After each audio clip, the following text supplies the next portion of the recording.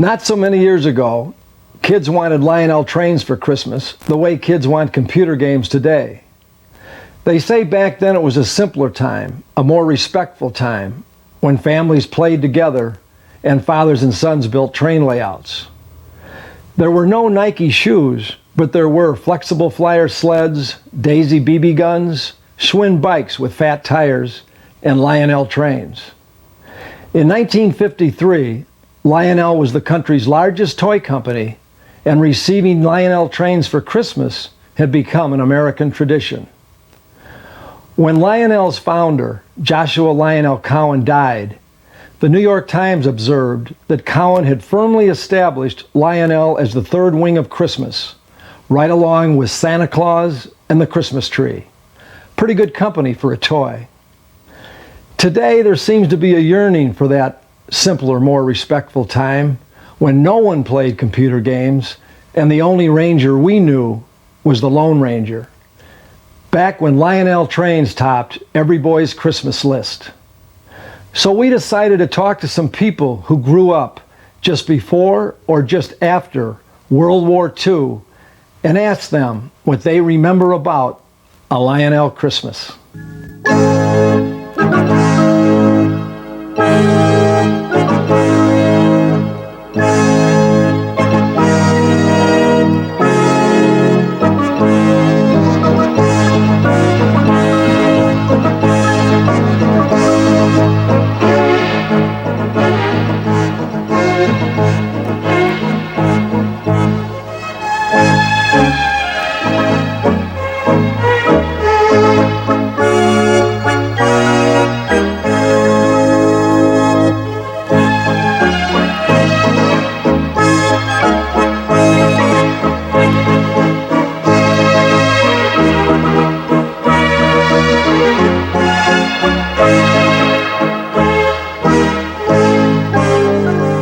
Michael Brilson of New York City remembers. It is all so clear in my mind. It was just before World War II. Christmas morning, getting a new Lionel train. I would lie on the carpet and watch the trains go around the presents. There was a steam locomotive, heavy, metal, nothing like the toys kids have today, and a boxcar. A silver tank car, a red caboose with a light, and my favorite, the coal dump car. I use marbles. Oh, and the gate man. Every time the train passed, he popped out of his shack, waved his red lantern, then snapped back. My pals would come over to play. Whomever had the biggest box would carry his trains over to the other guy's house, and we put our sets together. What a great, great time that was. I think one of the steps of growing up for a little boy is the setting up of his own electric train set for the first time. Joining the tracks, connecting the wires, oiling the engine, carefully setting the train onto the track, plugging the transformer cord into the wall, turning on the transformer, moving the lever, and lo and behold, everything worked. Trains speeding over the tracks, sparks flying, the headlights on the rails like sabers flashing in the night. Then there were the sounds, the wheels on the rails, clickety-clack, clickety-clack, so distinctive, so memorable. Oh, and the great train wrecks. We'd run the trains together at top speeds and see how far we could get them to fly off the track, sometimes even into the kitchen.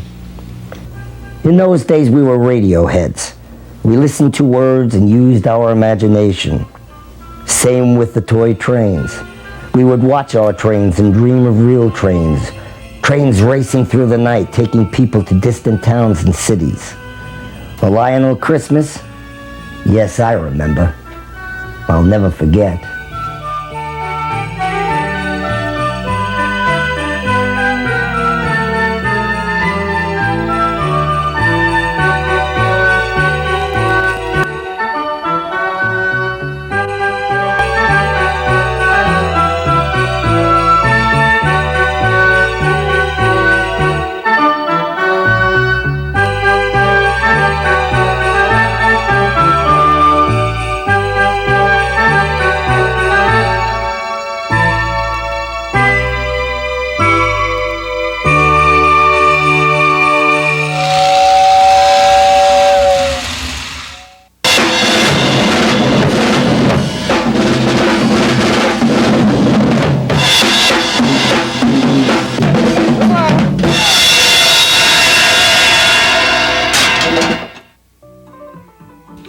Phil Ambrose is an accomplished artist.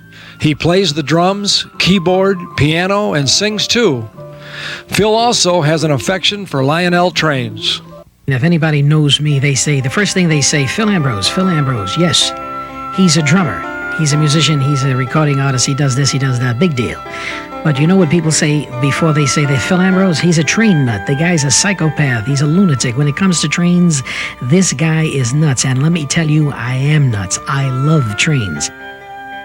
On Christmas Eve, when the snow was coming down, and you were up in the bedroom, and you're peeking down, and you just could imagine that set of Lionel Santa Fe going around that Christmas tree.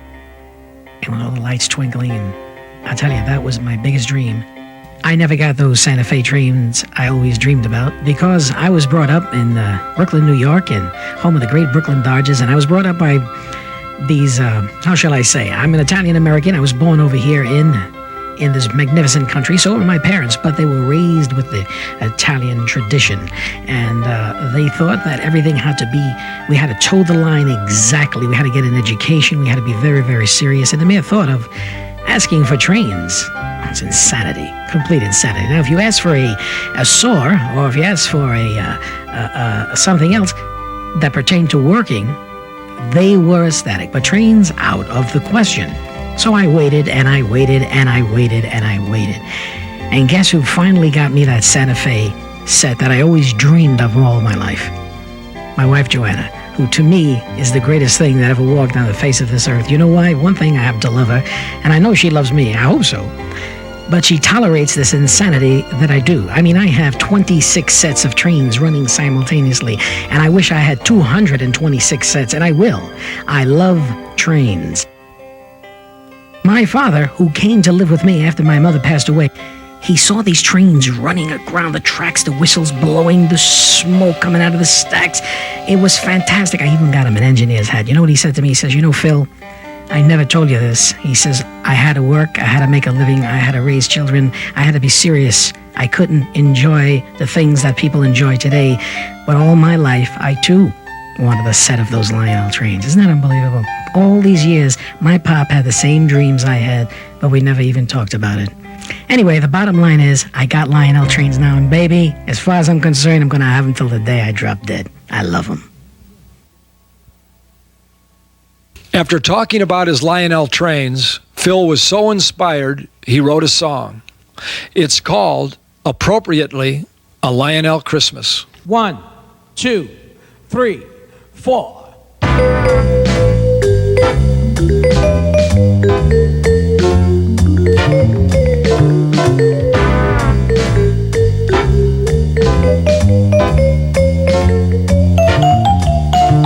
It's magic, it's a Lionel Christmas. I'm wishing for a Lionel Christmas. Everyone has so much joy. Lionel train for every boy.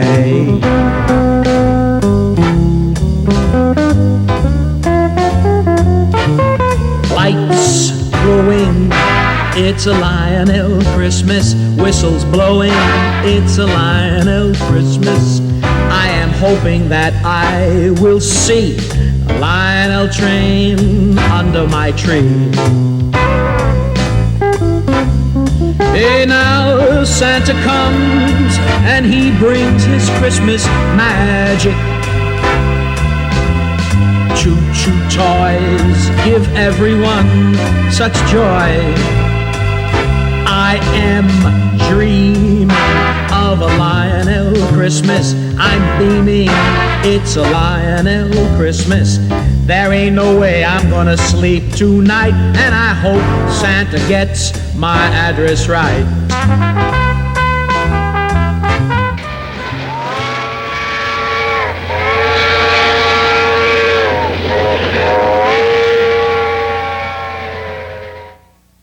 Mark Gordon, currently Lionel's Vice President of Marketing, started training for his job a long time ago.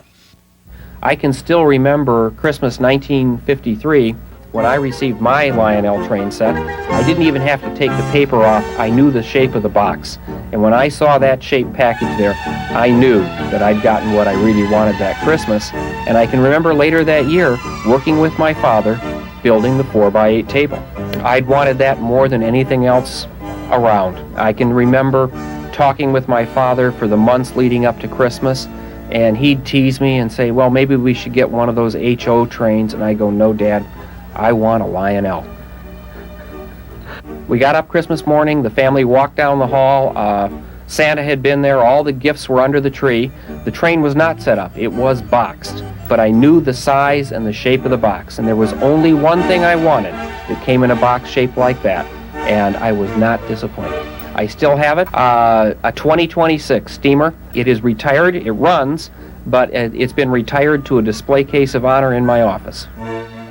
I had the log dump car, the coal car, although a lot of my memories of running that train included all the other toys that I had as a child, the little cars, the little trucks, Lincoln logs. Obviously, like all boys my age, we'd build barriers on the track, turn all the lights out, and watch that headlight as it approached that pile of logs and just smash them all over the place. The train made many trips from the tabletop to the basement floor and back up, and it bears those scars, but like a true Lionel train, it kept coming back for more.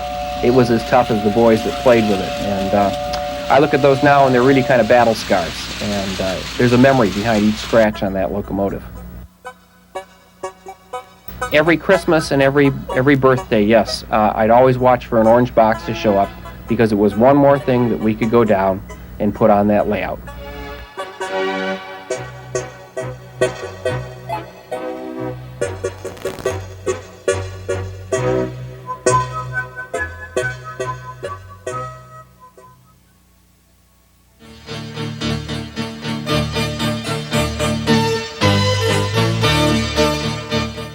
I was probably around 4 or 5. Trains were just a big part. It was the whole Christmas to me. And every Christmas, my parents would have our Santa's bag, and there'd always be an addition to my Lionel set. I still have my first Lionel train. It's a 2046 freight set that my dad bought before I was born for Christmas. My uncles, my dad played with it when I was too little to play with it yet, and they broke it about 3 times before I ever got a chance to play with it. When I was younger, I remember I couldn't touch it. It was underneath the tree, but I couldn't touch it until my dad got home. And he would run it and I'd watch it. I still have it. It's sitting on a shelf. I got my second set when I was probably about 8 years old, which was a 2020 freight set. I still have that one also. Catalogs were a daily thing. I remember I got caught taking one to school one time, and that was a big punishment for me. But that was what I dreamed of, just looking at the catalogs to see what I was going to get for next Christmas. Lay down on the floor all the way and just watch it come around the bend, eye level. I had a short little tunnel and watch that headlight come through the tunnel. It was very exciting. Always under the tree. The tree was always in the center. And they only came out at Christmas, and they stayed out the short time after Christmas, and we packed them all away in the boxes. And then playing with trains many hours at Christmas. That was my whole Christmas vacation when I was little from school. Just play with my trains. I could be content just doing that. There's a lumber loader and the coal loader, and of course the milk car. That was very popular, and a rotating beacon, which was just outstanding at night, with the Christmas tree lights on and a rotating beacon going around. It was just great. Yep, all 49 years are still there, and I still do it every Christmas. I put a layout underneath the tree. I still enjoy it.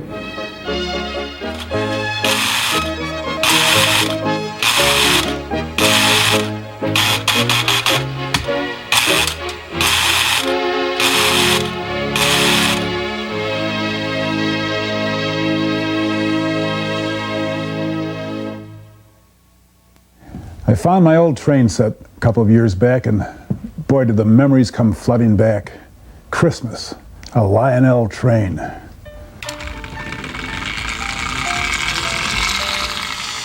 I remember the buzzes, the buzz of the engine when it went from forward to reverse, the buzz of the couplers uncoupling, the operating boxcar, the milk car, log loaders and coal loaders, and the Bascule Bridge. Oh, that bridge.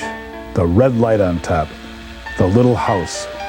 I loved that bridge.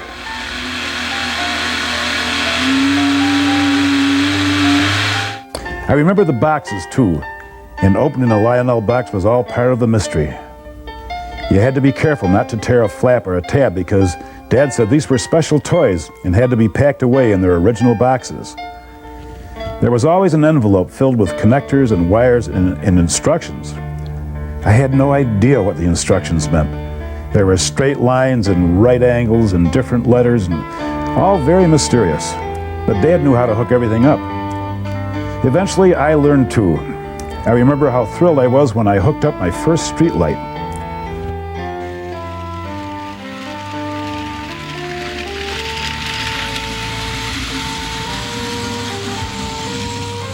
Then there were the lights. The headlight on the engine, the lights of the switches going from red to green. The caboose had a light, and of course the passenger cars. The searchlight car always flickered as it went around the track. And oh, how neat the room looked with all the lights out and the trains running. I would just stand there and stare at it. It took my breath away. Another great thing was the catalogs. Oh boy, those catalogs. The illustrations were so perfect. I studied and savored each page. Everything looked so massive and strong. And as you got deeper into the catalog, the trains appeared even more magnificent because all the expensive stuff was in the back. The mighty GG1, the gorgeous Santa Fe, the big steamers puffing smoke in the long, long passenger cars. And then would come the accessories. I memorized every page, visualized them on my layout. I dreamed about my favorite sets. Those illustrations have stayed in my memory for almost 50 years, and they are as vivid today as they were when I was 10. Passenger cars were good in the dark, but you could play with freight cars. You could put soldiers in the gondolas, Lincoln logs in the hoppers, and barrels in the boxcars. And the great stuff that came with cars. Wooden barrels, logs, pipes, things of strength and substance, things that had a smell and a feel to them, things that a boy could play with. Another thing I'll never forget is the smoke. It came right out of the smokestack. What a sensational invention. All you needed was Lionel smoke pellets. They came in a bottle. You'd drop one or two in the smokestack and boom, like magic, smoke came out. Could there be anything better in the whole world? The dump cars were great. The coal dump, the log dump. I like to put soldiers on the log dump and flip them into the air. It all made for about as much excitement as my 10-year-old heart could take. And boy, do I have a good time when my grandson comes over. Heck, I have a good time when my grandson doesn't come over. I was 4 years old in 1946. I got my first set, and I remember that Christmas above all others, really. I was sick that Christmas, and some of the toys I got, one in particular, the 027 train set on a piece of plywood, was one of the greatest things I ever got. 1949, I guess, I saw the Santa Fe 2333, and I really wanted that one, and I ended up getting that one for Christmas in '49. And that I put on a layout in the basement. I played with that for hours and hours, year after year. I guess the Santa Fe war bonnet colors really got me. Now I'm into steam. I wish I had asked for that 773 or that the big Hudson maybe the following year, but I'm glad I've got the 2333 now, and it's still in real good shape. Because I ran them off the track, and it did a lot of banging around. I never oiled anything. It's showing up now. It's having a new wheel put on it right now. But since then, I started coming to the shows, and I bought 7 more steam engines, a lot of cars. I'm starting to clean my basement out. Wintertime, that's all I do is mess with the trains. My wife thinks I'm crazy. I cleared out enough space in the basement to where I got a 6x10 carpet down there. All the track I can squeeze in that area, and 8 switches. I get 2 trains running, and I've got all my accessories hooked up. It's like a little kid, 52 years old, and I can still go down there and sit on the rug with my trains and have a ball. The catalogs were fantastic. They really did a good job on drawing you, make you want to get the stuff. Every Christmas, I couldn't wait to get down to our Firestone store and get the new Lionel catalog. Sure. Oh my God. When I was a kid, I guess it was the electrical, something moving, making something move. But right now, I think it's the nostalgia of those were good years when I was young, and I really enjoyed the trains. Those were good times. Families ate dinner together. Mom stayed home. Dad went to work and sat at the head of the table.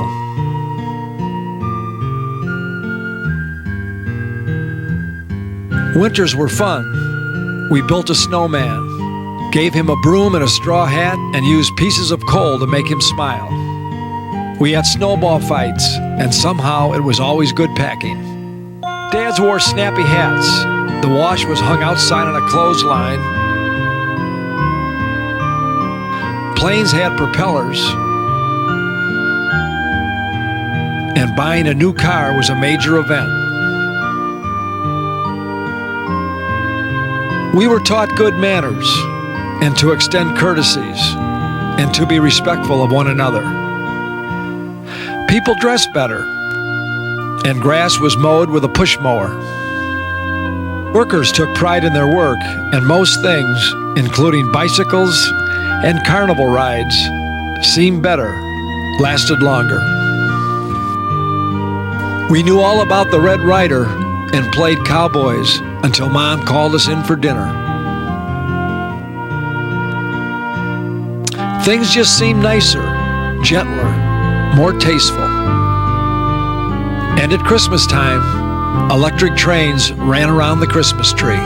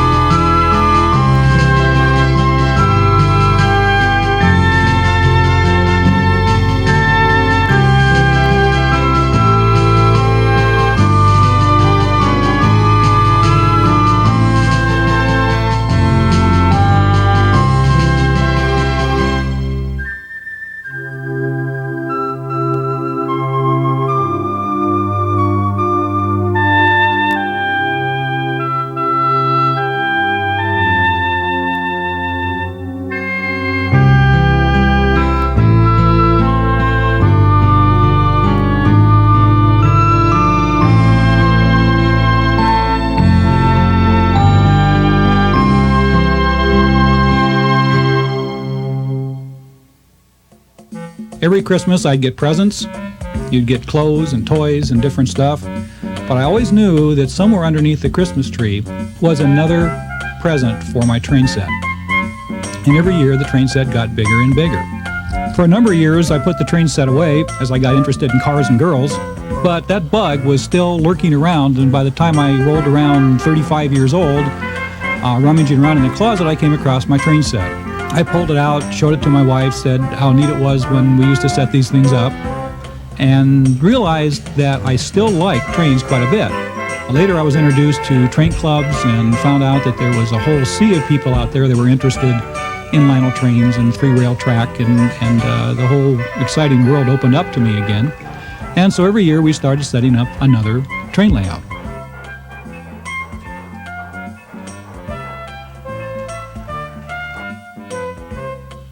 So this layout is done on 1/2 inch plywood, and the second layout is done on 3/4 inch plywood that's put up on stilts. We got two towns, one called Bruceburg and one called Gauntville. Gauntville is on the upper portion and Bruceburg is on the lower portion. All of the track on the layout is Super O. Now, my dad got me Super O when I was probably about 12 years old. I just loved the realistic ties and the very thin center rail. There's also a trolley track that runs through Gauntville in a circular pattern with a very noisy Lionel trolley, and a switch that'll divert the trolley off over a bridge to a third imaginary town where it actually hits a bumper and then comes back and goes back through Gauntville again. The town itself is modeled after Bedford Falls in It's a Wonderful Life, the Jimmy Stewart movie. I wanted to give the town the kind of feeling of warmth, happiness, winter, Christmas, carols, all the traditional things that make up Christmas. The buildings in the town are primarily plastic-built buildings that I was given when I was a kid, and the winter trees are made from baby's brush and other dried flowers and plants that were bound together and then sprayed with white snow. The evergreen trees One primarily in the middle of the city was decorated for Christmas using tiny LEDs, red, green, and yellow lights, and then a whole bunch of little ornaments put on them individually. All the light posts have garlands for Christmas, and the town is absolutely packed with hundreds of Christmas shoppers.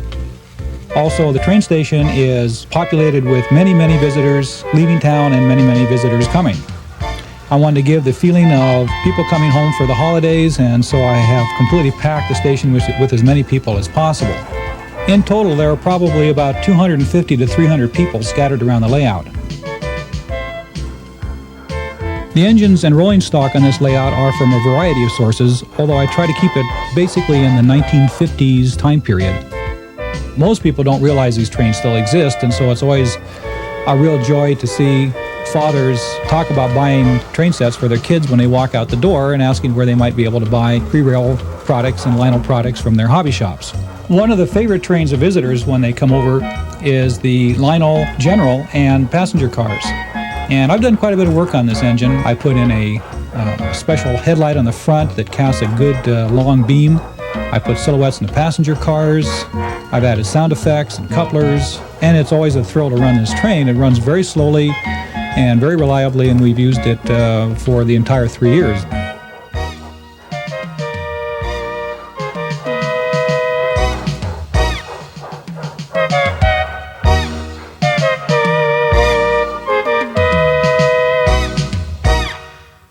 I was about 5, so maybe it was 1947. I know in later years we would turn the tree lights off just so that we could see the engine headlight come around that curve, you know, kind of glow or glint off the rails and come around and then come right at you, you know, and we were still kids, you know, and it was just wonderful. Those little pills, you know, that you can't get anymore, we put them in there and it just would chuff away, and it had a horn or a whistle. My parents at the time, you know, I think they spent quite a bit of money for that train. Not too long ago, I just talked with my dad, he's still alive, and I think he spent close to $90. And I didn't really make any distinction between Lionel or American Flyer. I just knew I wanted an electric train. I had a merchandise car. I have a Sunoco 2-dome tanker, a coal dump car, and then of course that Pennsylvania caboose. I have it and it's in good running order. It sat in a box for years and collected dust and everything, and I finally took that over to a friend, and he maintenanced that entire set. It took him a while, but he took every car and the engine, the tender, everything, and it works. It's like new. It doesn't look like new. I mean, it's in good shape, but not perfect. Okay. But it runs and it works. Yeah, it's nice looking. As a boy, I mean, that engine was so heavy. Yeah, that's part of it. Substantial. It didn't break. I mean, we played with it. It would go off the track. It never fell. It's never been dropped. But you know, it would derail. Nothing ever broke. As far as I was concerned, everything worked perfectly. Yeah, I played with it and until I lost all of the little black boxes that used to shoot out of there. I don't have those. I'm looking for them, but they're tough. Maybe I'll be able to find them. And the coal car, played with that. Got coal everywhere. We'd fill it up and try to dump it into that hopper or that, you know, that little receiver that it had. But we always got it all over the tracks, all over the carpeting. And I bought a TM book just to see what it was worth and wonder what the trains was worth. And I started looking at all the trains that have been made since then and all the different things that they've done, and I just started getting interested. And it took me a while to dig out the old train and get it cleaned up and all, but once I had that done, then I just thought I'd start adding cars. And I actually looked at trains at the shows for a long time before I spent $1. I looked and looked, probably a year and a half. I just couldn't decide what I wanted to buy or where I wanted to go with it. A little partial to some of the post-war stuff, and I still tried to get what I can of that. But even the newer trains now are coming out with much better quality. The detail is good on them. I think nostalgia is part of it, but it's interesting because I don't think kids get bored with it, and I don't really know why that is. You can change the layouts, you can move them around, you can do things with them. They don't have to stay the same. You can reconstruct them at Christmas time if you have a permanent layout. I guess there is no such thing as really a permanent layout because you can change them all the time and just adapt them the way you want to adapt them. And I think that's really it. That's really part of it. I've got a semi-permanent layout for myself that is not completed, but like I say, with the grandchildren coming along, we're going to be doing a little bit of that now. Starting there just at that age where we can get back into that. So that's something I'm looking forward to right now.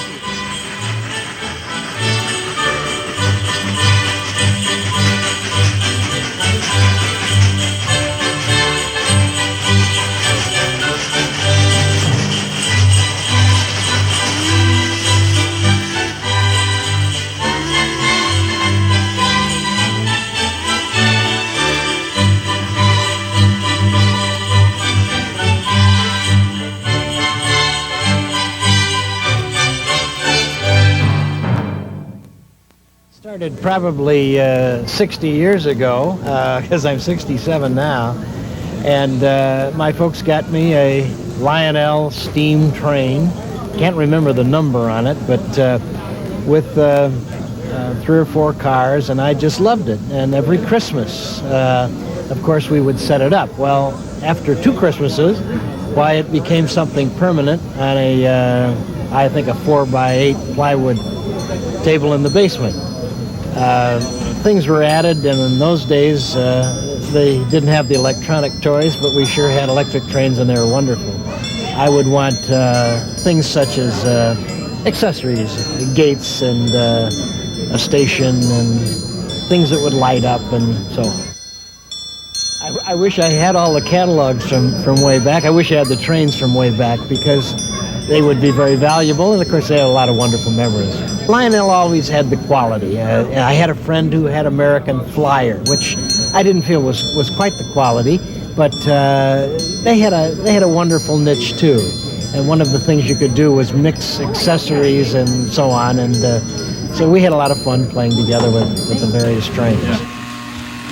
I thought Lionel was better. It was quality. And if you had a problem with it, you'd go back to the dealer where you got it, which I think was a bike store that doubled in Lionel, and he'd take care of it. He'd fix it for you. He'd do those things. He had it set up around the tree in the typical introductory electric train way. It was quite a thrill, and of course, I think at that time the electric lights and then a passenger train, and you'd visualize yourself in a train going on a trip somewhere. It was fun. The burning smell that you would get, it was fun.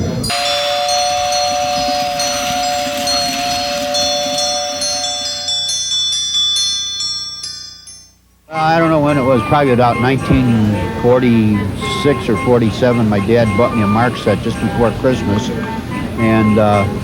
and we used to set that up around the tree. And then, I don't know, a few years down the road, maybe 51 or 52, from a friend of mine, his father bought out a fire sale in a hobby store, and I ended up with my Lionel. It was a 681 with the Silver Dawn series cars. And the aluminum was dirty, and I cleaned it up, and then my dad built me a board, and he made a homemade fence around it so the trains wouldn't fall off.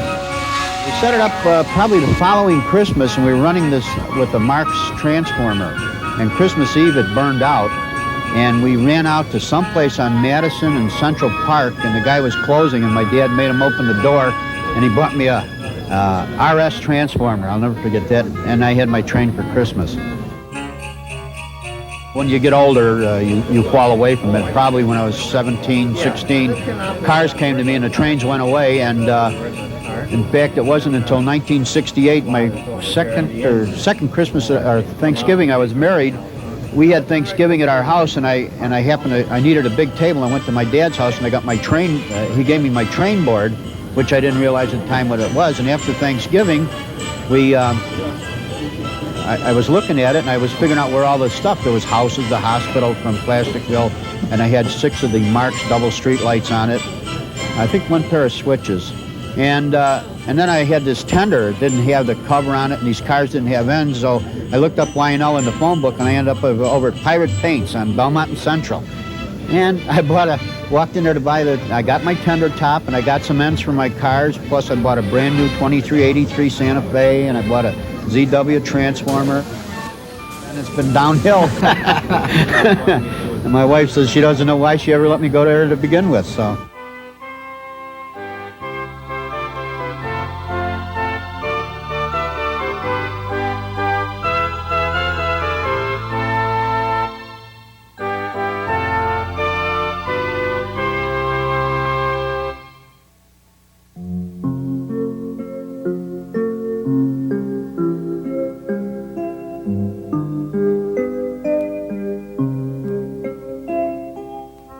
1933, when I was born, my dad had to run out and get a Lionel Jr. set with the little red engine and the little cars. I remember that. It had the little latch couplers. They were kind of irritating for little hands to put together. But it was a nice train. And then in 41, he upgraded me to a 1666 freight set. When I was 8 years old, this thing was monstrous. It was big and heavy. The way it's built, the mechanical, the metal it's made out of, and its design, it's nice. There's no mechanical ability in a Nintendo set. I took my 1666 apart. I think I was 9 years old. Stripped it, took it all apart, and put it back together, and had no problem. You'd go to Sears or Marshall Fields or the Fair store or the Boston store. The Lionel and American Flyer displays were phenomenal. They were huge, with trains all over the place and people standing 5, 10 deep. If you were little, you had to either stand on your father's shoulders or sneak up and to get your face against the glass. It isn't like that today. The kids today just don't have what we had in those days, the bells, the clanging and all. It was a special time, Christmas was, and I don't think that'll ever come back. I have an affection for taking an engine that would probably have gone years ago into the garbage and redoing it, and then you're going to have to add parts, you're going to have to fix, file, and rewire. But when you get done, it comes pretty close to the way it looked originally, and it's a nice piece. The problem with that is, let's say I'm going to buy it for cheap, and then I'll sell it for a few dollars more, and you fall in love with it, and there it goes in a box on a shelf, and you're loaded again with 1,000 681s or 3 dozen 736s, and that's what happens. He gave me the 2660 crane car. I would spend an hour and never touch the car with my bare hands and put that whole train on the track using this crane car alone. What else could you do when there's snowy weather outside, nobody else to play with? This is what you played with, was your trains. Well, that's what Christmas seemed to be. The sleds and Santa Claus and the electric train, because of the way they sold the electric train. It was the toy of Christmas, and that's the way it is, and that'll be the way it remains with me until the end.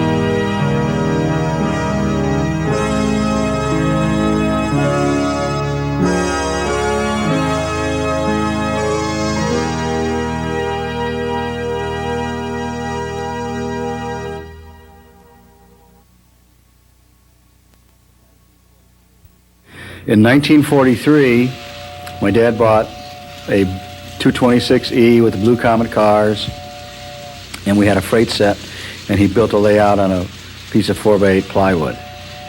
It was on a board, and the Christmas tree was like to the left.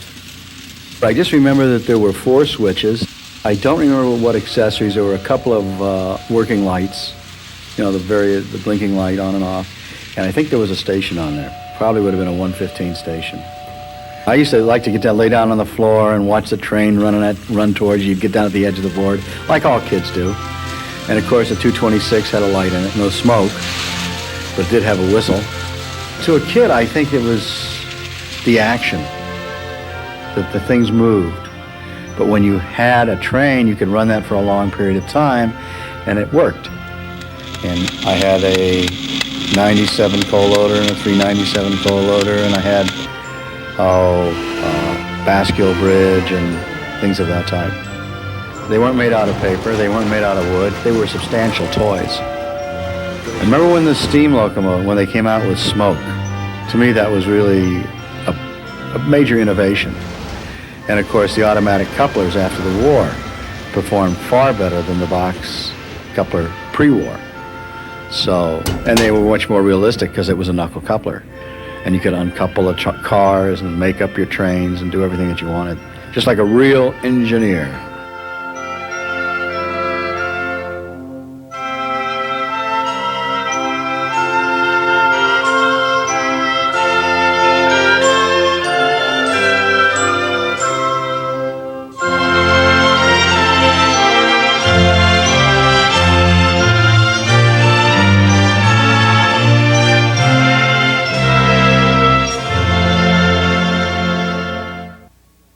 Christmas morning, I was not allowed to get out of bed until everybody was up. I came running into there, and there was a 258 in the Associated Freight cars, and you talk about a kid being excited. I was jumping up and down, and I just thought my parents were the great. I still do think they're the greatest people in the world. I was just flabbergasted at the time. Still runs great. I still have it all. Every Thanksgiving or so, when the stores would put on their Christmas displays, I'd go up to the train displays, get the catalogs, and watch them operate for hours. At Christmas time, that's where you found me in the store. It was by the trains. I had a Scout set I bought myself, I think, with my paper route money around 1949. And then a couple of years later, I picked up a Union Pacific Streamliner set. I still like steamers, though. Since the 258 didn't have smoke in it, we'd stick a little cigarette butt in the chimney, and it smoked for us. I remember seeing the automatic milk car, and I thought it was so neat. And that Christmas, there was one a new one sitting under the tree for me. The fact that it was something that would operate and wouldn't break. And I've always been fascinated by anything mechanical, trains especially, and that's why I like the steam engines. You can see all the movements of the pistons, and some of the kids still like that kind of stuff, but others are, they're into the video games and all that, which is good for their future, but I think there still is a big fascination with trains with kids today. I'm seeing more of it. I've got great nephews and nieces, and they're interested in the trains.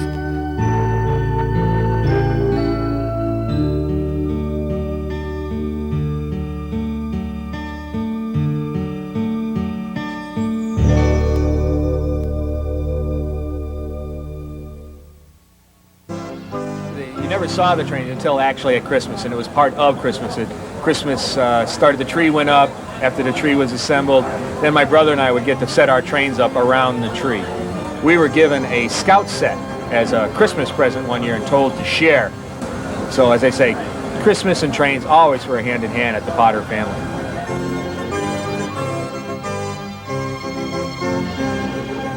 I think Lionel, they relied heavily on that Christmas charm and the dream. Everything from the color of the trains, the way they were designed and packaged. We saw it on TV, we saw it in the newspapers. We wanted a train, and we got one.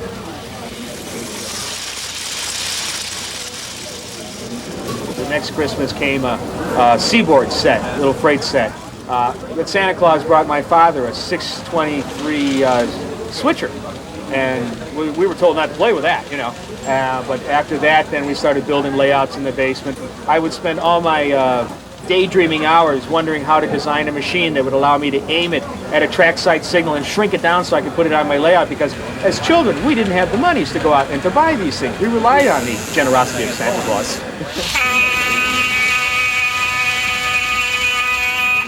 Then as we turned to teenagers, girls, cars, other things took over. But as I got into the 70s, it was right around Christmas. I'm coming home from work one day. I see there's going to be a little train show up in Grays Lake at the Lake County Fairgrounds. I go in. For $30, I buy a real simple little 1666 pre-war freight set. That was the first one I bought for myself. And from there on, you can see what's in the basement.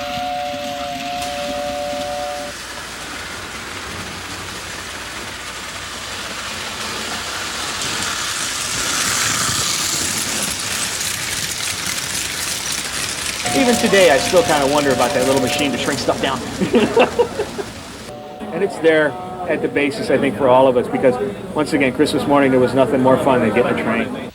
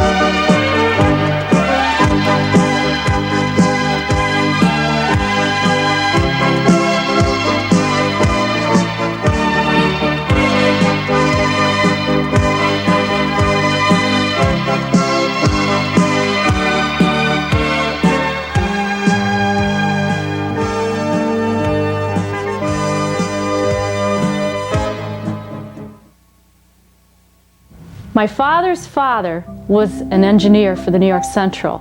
My mother's father was a conductor on the Twilight Limited. He worked for New York Central for over 50 years. When I was little, in the early 50s, my parents and I would frequently board the Twilight Limited in Detroit, Michigan, and ride this train to my mother and father's hometown of Jackson, Michigan. Trains were an early part of my life. So it seemed natural that on Christmas morning, 1952, there was a Lionel train for me from my dad under the tree. This wasn't any simple train set. This was a black New York Central Hudson, just like my grandfather's. My dad also gave me all kinds of cars. I remember the cattle car, the milk car, and especially the passenger cars. They had lights and silhouettes of people in the windows. After we opened all the boxes, my dad disappeared into the basement to confront and conquer the toy train world of wiring, track, plywood, switches, semaphores, and crossing gates. That evening, he escorted my mother and me down the steps and switched off the lights. Instantly, I fell in love. The train moved as if by magic around this world in miniature my dad had created. My father let me play with the train whenever I wanted. Suddenly, I was the most popular kid in the neighborhood, despite being only 4. Everyone loved our train, and it is a tribute to my father's generosity and spirit that he allowed all those children to play with our train. My dad died when I was 23, long before I married Tom McComas. My dad would have enjoyed and delighted in sharing his love of trains with Tom. We're continuing the family tradition. This is our son, Jeff. He's 3 years old, has his own train layout, and not surprisingly, he's the most popular kid in our neighborhood.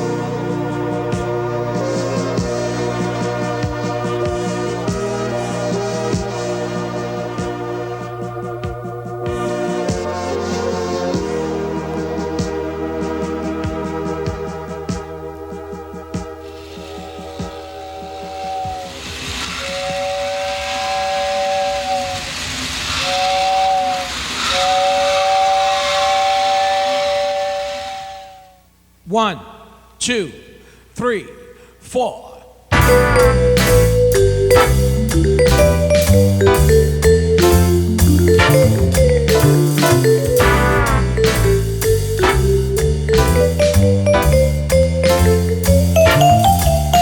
It's magic, it's a Lionel Christmas. I'm wishing for a Lionel Christmas. Everyone has so much joy. Lionel train for every boy.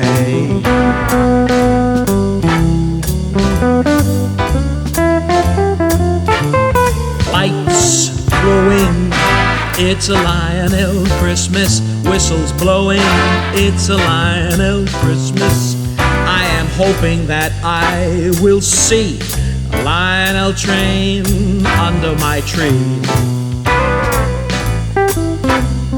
Hey, now Santa comes and he brings his Christmas magic. Choo-choo toys give everyone such joy. I am dreaming of a Lionel Christmas. I'm beaming, it's a Lionel Christmas. There ain't no way I'm gonna sleep tonight, and I hope Santa gets my address right.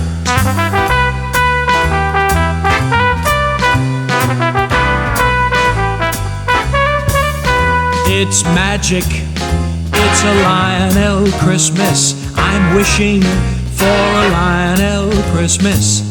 Everyone has so much joy. I hope there is a Lionel. I hope there is a Lionel. And I hope there is a Lionel. I hope there is a Lionel under my Christmas tree.